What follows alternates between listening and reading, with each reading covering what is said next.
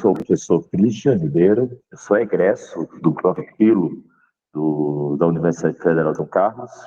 Atualmente eu estou fazendo doutorado na área da educação, dando aí o desenvolvimento do trabalho também, né? Ainda que a minha esperança é desse doutorado do Profilo, que é totalmente diferenciado e com certeza eu hei de cursá-lo futuramente. Bom, o meu trabalho no mestrado em filosofia, no ensino de filosofia, foi sobre o ensino de filosofia a partir da angústia do filósofo dinamarquês Søren Abe Kierkegaard. E aí eu trago para vocês aqui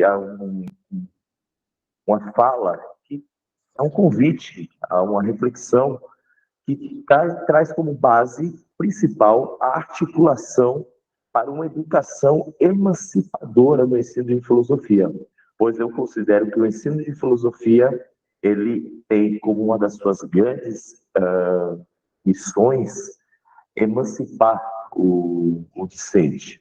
Sendo assim, essa presente apresentação tem como esse ponto primordial a necessidade de se pensar um caminho eficaz para o desenvolvimento de um estudante crítico, criativo e autônomo,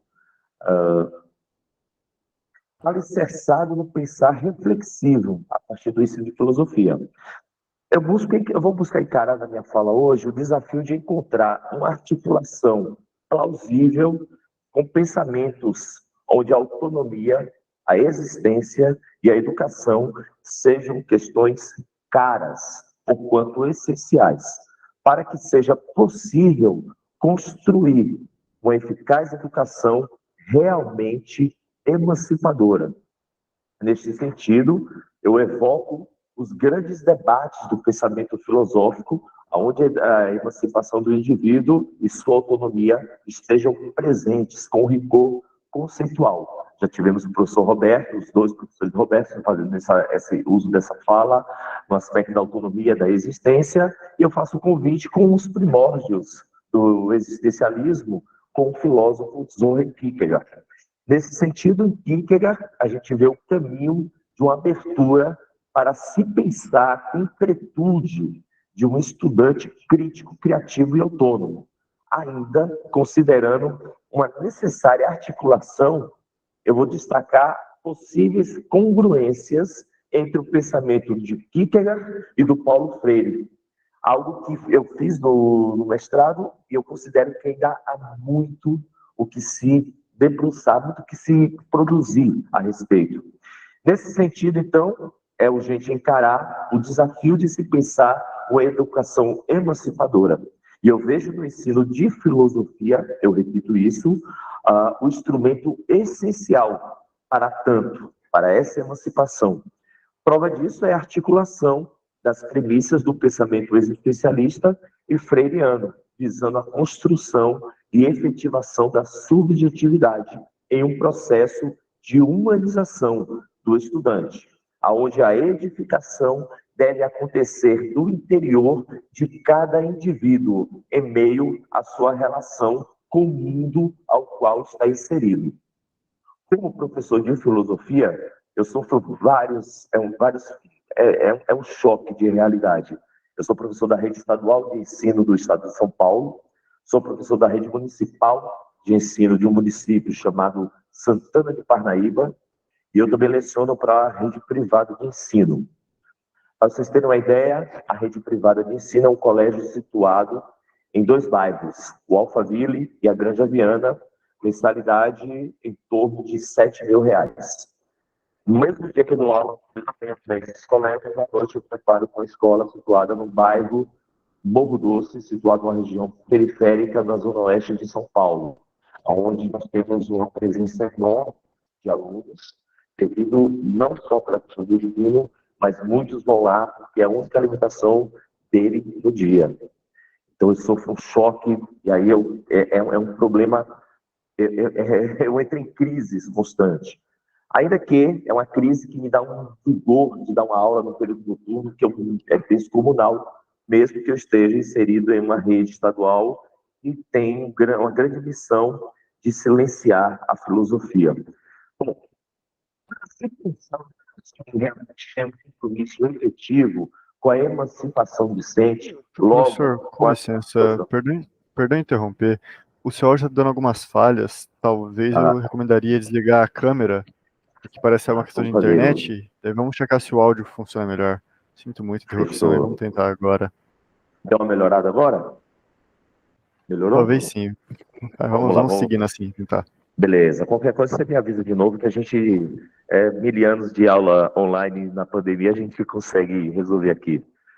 Bom, para se pensar uma educação que realmente tem um compromisso efetivo com a emancipação do estudante, logo com a transformação ética da sociedade e a edificação das pessoas, eu trago à luz a presente reflexão, onde eu evoco a necessidade de pensar uma educação com claro objetivo da construção da autenticidade e, consequentemente, o desenvolvimento de uma consciência crítica, ética e política das pessoas, permitindo-lhes compreensão da possibilidade que tem de modificar os rumos da sociedade e, dessa forma, criar mudança, criar cultura.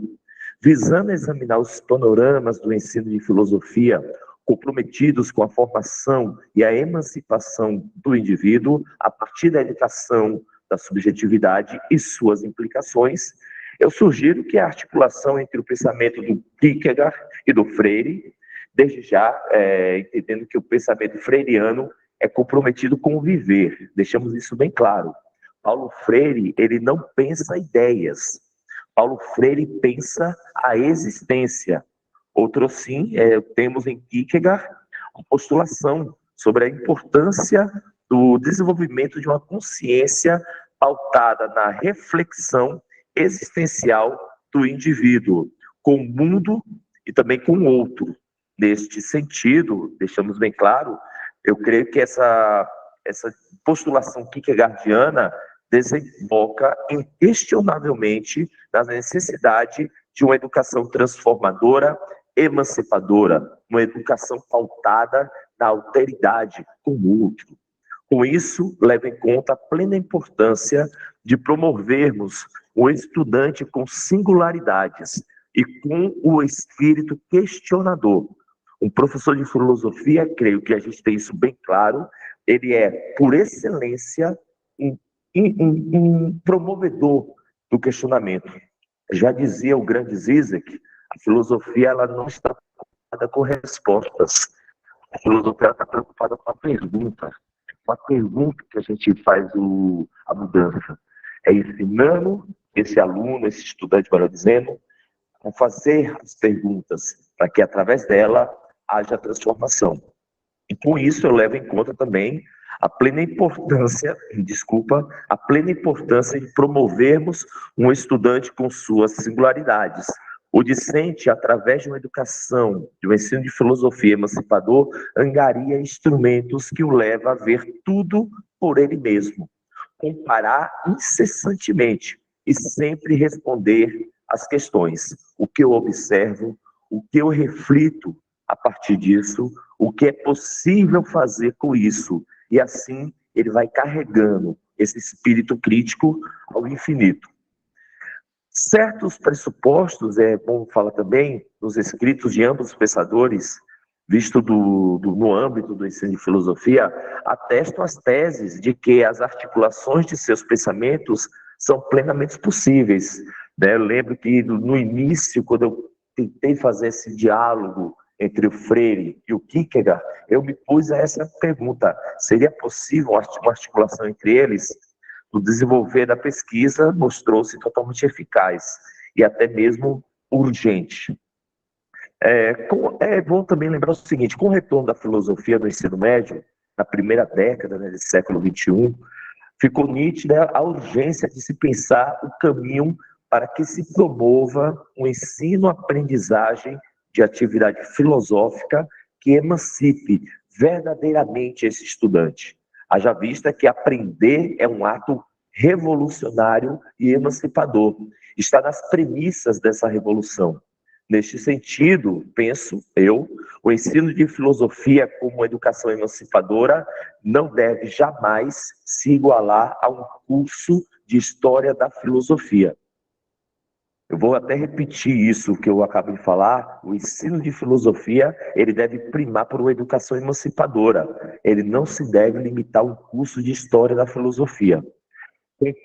Como crítica necessária, fica a importante reflexão para que isso esteja claro, inclusive, os burocráticos presentes em inúmeras secretarias de educação deste país, que julgam ser possível enquadrar o ensino de filosofia em algumas tímidas páginas de materiais pedagógicos, onde a importância esteja centrada muitas vezes em questões biográficas e de datas relacionadas à vida e morte dos filósofos.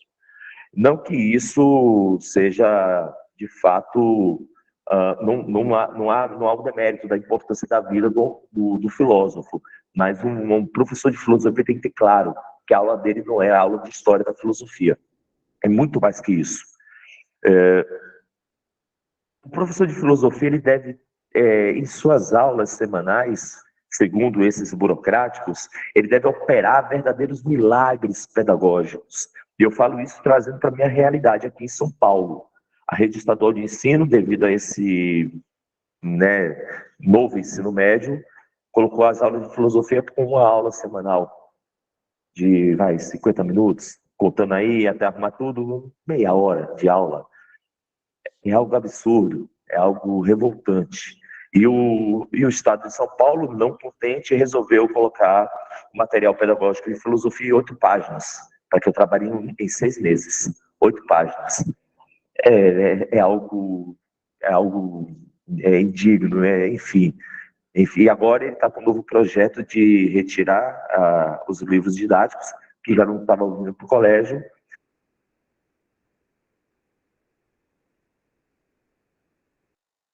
Professor, acho que perdemos o seu áudio. Nós não estamos escutando no momento. Dá uns minutinhos aí, ver se você consegue resolver. Mas, enfim, vamos aguardar aqui novos capítulos dessa página. Professor, perdão. Melhorou agora? Peraí, eu já sei o que eu vou fazer. Acabamos perdendo aí. Agora voltou, mas perdemos aí uns bons 30 segundos de áudio.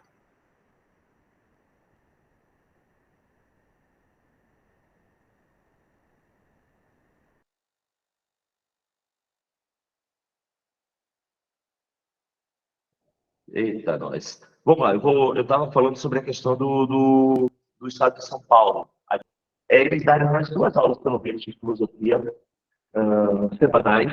Eu tenho por certo que a nossa sociedade seria uma sociedade muito mais crítica e eclodiria com toda certeza futuras gerações que não gostariam de chamar de livro personagens que não fazem discussão título. Que a minha fala não seja considerada doutrinação, deixando isso bem claro. As vista que o objetivo da filosofia é a libertação da ignorância, é a amizade pelo saber, deixando isso bem claro.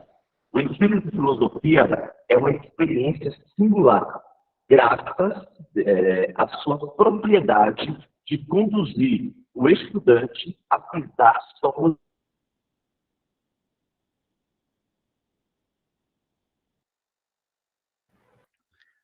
Pelo jeito, tem alguma dificuldade técnica na internet, professor.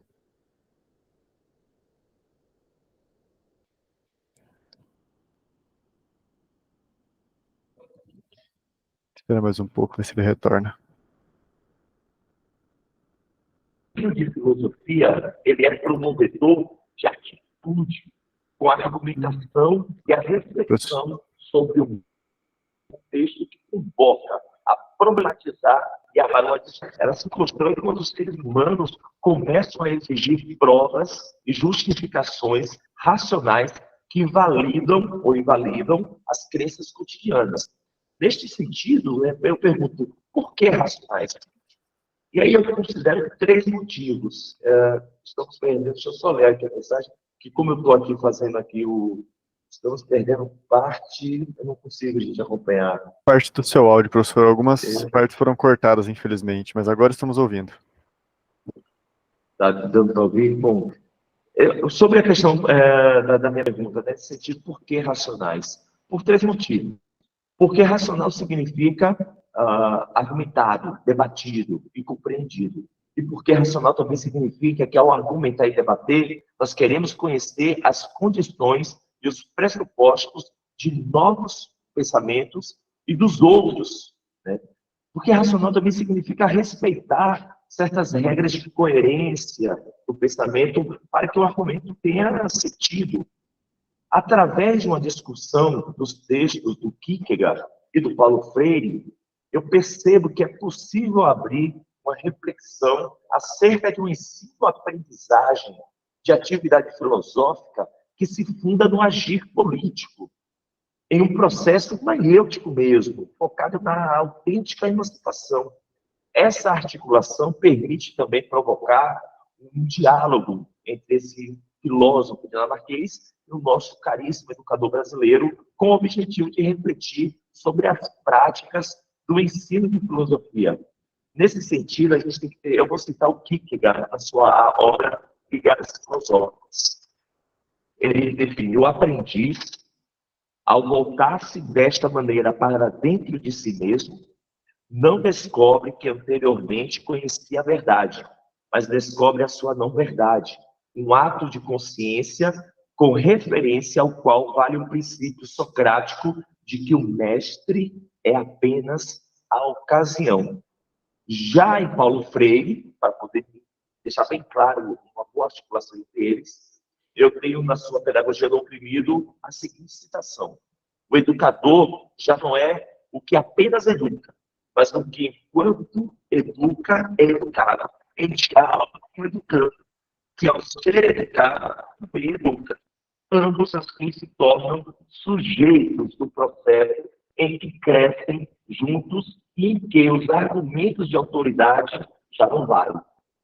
Em que, para ser funcionalmente autoridade, se necessita de estar firme com as liberdades e não contra elas. Ainda, né, sobre a questão da liberdade, que está bem presente no pensamento do Kierkegaard, tal como do Freire, o próprio Freire ele cita que a liberdade é um parto, e é um parto doloroso. O homem que nasce deste parto é um homem novo, que só é viável na e pela superação da contradição opressores e oprimidos. Que a libertação de todos, a superação da contradição é o parto que traz ao mundo este homem novo, não mais opressor, não mais oprimido, mas homem libertando-se. E aí a gente que trabalha com essa questão da liberdade, essa liberdade de escolha que antecipa um salto, essa liberdade que está alinhada à angústia, tem total acordo com o que o Freire traz também. Quanto mais conscientizado é o indivíduo, mais capacitado ele será de denunciar uma sociedade que tende a cortar dele a singularidade, que busca empurrá-lo para uma massificação. Quanto mais resistente, quanto mais consciente dessa realidade o indivíduo é, mais ele terá condições de se responsabilizar pela edificação de uma sociedade que humaniza. Esses são os grandes compromissos da nossa área, do nosso ensino de filosofia. Esses são os grandes compromissos da filosofia. 2 minutos, vamos lá, então. Eu já também estou tentando ser muito objetivo para poder não prolongar aqui. Para refrescar aqui na nossa memória, eu volto a citar uma das premissas de que nunca um professor de filosofia deve esquecer. Um dos papéis cruciais da filosofia é ser libertadora. Se para o educador brasileiro, nosso idoso Freire, o objetivo maior da educação é conscientizar, ou seja, conscientizar as parcelas desfavorecidas da sociedade, levá-las a entender sua situação de oprimidas e agir em favor da própria libertação, no filósofo Kierkegaard, encontramos a defesa do existir autêntico, com o comprometimento em existir a sua realidade. O autêntico saber é aquele que promove essa transformação interna. o que não é possível, inclusive, com o discurso frio e desinteressado. O ensino de filosofia jamais pode ser um discurso frio e desinteressado. Uma lógica fria dos estilos e dos dramas colocados a cada indivíduo. O que está em jogo aqui não é uma equação, não são fórmulas ou regras. O que nós precisamos entender plenamente e o que precisa ser entendido pelo estudante é que a nossa vida está em nossas mãos e que nós somos responsáveis pelas escolhas que construirão ou não uma individualidade autêntica. Mas como falar em escolhas se o discente, o estudante, aprendeu apenas datas, palavras, fórmulas, e se aquelas áreas que permitem a ele questionar são constantemente oprimidas por toda a legislação presente atualmente no nosso país com relação à questão da educação. Como fazer esse indivíduo aprender o essencial, que é realizar a si mesmo? Eu pergunto. Como construir com esse estudante a relação estudante-professor, se o professor ainda não desceu do púlpito e não se fez ele mesmo discípulo? Já estou acabando, e aí, para finalizar apenas a última pergunta, o conhecimento que está em não ensinar a responder. O conhecimento ele está a questionar, ele tem que estar a questionar, não é responder inicialmente, mas a questionar. Eu creio que, apesar das falhas técnicas, eu acho que eu consegui passar aqui a ideia que eu tinha, principalmente. Está feita a minha apresentação, peço desculpa pelos problemas técnicos, fazem parte desse mundo virtual. Professor Valdinei, Vinícius. Obrigado pela exposição, professor Christian. Apesar das falhas, acredito que conseguimos conhecer mais o seu projeto. Professor Valdinei, os 10 minutos de mediação agora, por favor. Obrigado, Vinícius. Parabéns, Christian. Acho que o trabalho tem uma densidade interessante. Pena que ficou um pouco prejudicada a apresentação em virtude das interrupções. Nós tivemos uma série de interrupções na sua fala, e isso, de algum modo, prejudicou. Contudo, como o Vinícius comentou, é perfeitamente possível a gente compreender, em linhas gerais, o teu pensamento, as aproximações que você fez entre Freire e Kierkegaard. E, por fim, eu vou fazer uma pergunta singela. Primeiro, esse trabalho teu, ele é fruto do teu doutoramento ou fruto do teu trabalho já concluído no mestrado? E, por fim, como se não se ensina a filosofia, mas a filosofar, como já está propriamente em Kant, mas me parece que segue essa perspectiva para evitar o conteudismo, em se tratando de filosofia. Como selecionar os textos? Oi? Que houve um corte, eu peguei até a fala que o senhor falou sobre a questão do doutoramento, aí depois houve um corte, eu não consegui acompanhar. Nossa, foi bem grande o corte. Sim, então aí, por fim, a segunda questão, a partir da perspectiva não conteudista, de que se ensina a filosofar, mas não propriamente filosofia, e é uma questão bem singela também, é como selecionar os textos. Nós podemos trabalhar filosoficamente a partir de textos não filosóficos? Como fica essa questão? Não há, de certo modo, e não estou dizendo que você está propondo isso, mas a pergunta é, nós podemos trabalhar filosoficamente a partir de textos não filosóficos? Como relacionar essa questão do ensino de filosofia numa perspectiva do conteúdo e propriamente da metodologia? E se abrirmos mão também, em algum modo, do conteúdo, pode ser que a gente fique na perspectiva de manter, digamos assim, a metodologia do ensino de filosofia, abordagem em textos não filosóficos e comprometer com isso, em alguma medida, o ensino de filosofia. Como você compreende essa relação nessa perspectiva, volto a dizer, que nós devemos nos preocupar, não com o conteúdo, né, mas sim com uma forma, por assim dizer, com a metodologia de ensino.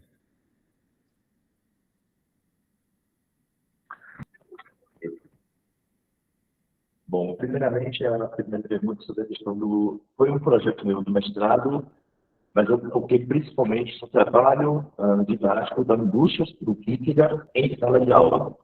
O texto, o conceito de angústia, trabalho na sala de aula, e nesse primeiro projeto eu já terminei aí as situações. Eu não consigo acompanhar aqui as mensagens, enfim. E agora, no doutorado, eu tenho agora uma profundidade maior para poder fazer o aprofundamento dessa articulação. A proposta, inclusive, é essa, né? Uma articulação individual do pensamento freiriano e o pensamento kierkegaardiano. Eu queria muito poder fazer isso, esse diálogo, num doutorado no Professiro. A presença aqui vai demorar um pouquinho mais, eu interessei agora, mas futuramente eu farei outro, porque o Professiro realmente simular é algo espetacular. Com relação aos textos, essa primeira deu para entender, professor? Foi claro? Essa primeira resposta da primeira pergunta? Deu para entender? Cortou um pouco o final, professor. Professor Valdinei. Oficial. Nesse caso, o meu doutorado está aprofundando essa articulação entre o Paulo Freire e o Kierkegaard. Eu estou aprofundando agora no doutorado, mas a minha intenção era fazer o próprio doutorado do próprio filho. Felizmente, devido à questão do não haver ainda, eu iniciei na área da educação esse projeto aí. A segunda, sobre a questão dos textos filosóficos. A filosofia tem um problema, que é o tempo. Mais uma vez. De aula. Nós temos, por exemplo, aqui em São Paulo, uma aula semanal de filosofia.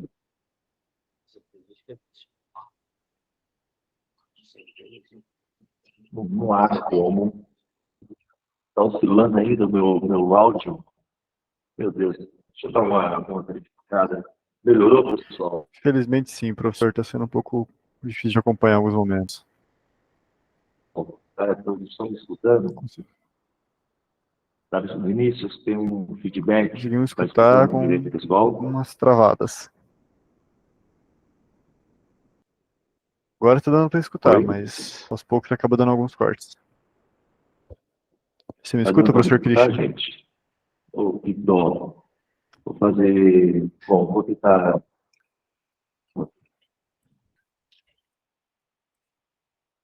Fazer, então, o seguinte. Eu vou... realmente está ruim a internet aqui. Não sei se o que acontece.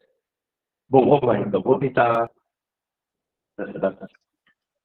Tá. Eu escuto. Nós em sala de aula é complicado. De qualquer maneira, há sim a possibilidade de trabalhar textos sobre a questão filosófica. Por exemplo, né, Fernando Pessoa tem uma poesia que se chama Antes do Voo. Ele diz que antes do voo da ave, que passa e não deixa rastro, que é a passagem do animal, que fica lembrada.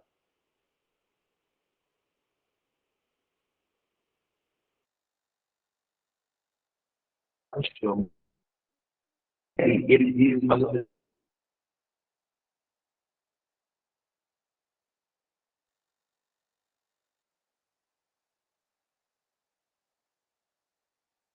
assim: o que foi moeda e lembrado e trabalhado, abordando a questão do existencialismo, do instante, da vida feita no aqui e no agora. Também dá para se trabalhar isso, até mesmo porque para se trabalhar um texto filosófico em uma aula semanal é muito complicado, é muito difícil diante da complexidade, né? Enfim, é um convite para que o aluno possa refletir e, logicamente, questões que eu posso colocar para esta classe, passar o texto para que o aluno leia para além da sala de aula. Feito isso, eu creio que eu sei que eu responder o senhor de uma maneira plena, professor. Eu fui claro?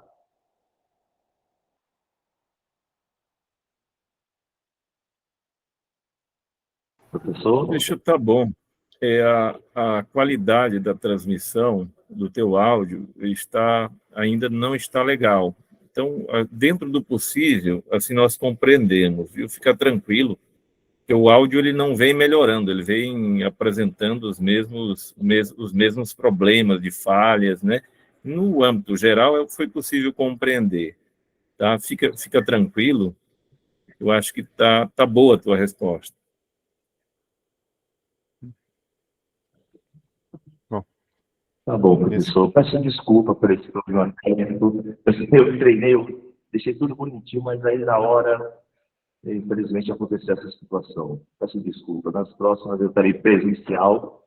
Eu creio que presencial nos encontros vai ser melhor. Nós que agradecemos. Obrigado, viu, Christian?